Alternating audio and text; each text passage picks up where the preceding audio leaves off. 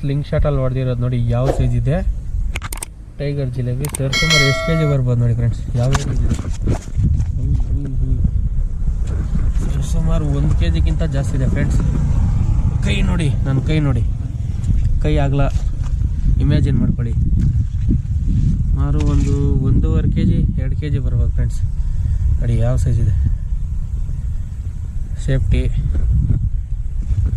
ಇದೆ, ಕ್ಯಾಟರ್ಪಿಲ್ಲರಲ್ಲಿ ಹೊಡೆದಿದ್ದು. ಮತ್ತೆ ನೋಡಿ ಲೀಲು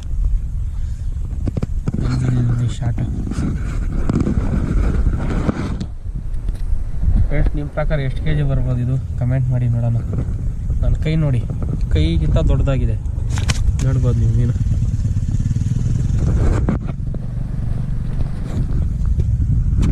ಫ್ರೆಂಡ್ಸ್ ಈ ವಿಡಿಯೋ ಇಷ್ಟ ಆದರೆ ನನ್ನ ಚಾನಲ್ನ ಲೈಕ್ ಮಾಡಿ, ಶೇರ್ ಮಾಡಿ ಹಾಗೂ ಸಬ್ಸ್ಕ್ರೈಬ್ ಮಾಡ್ಕೊಳ್ಳಿ.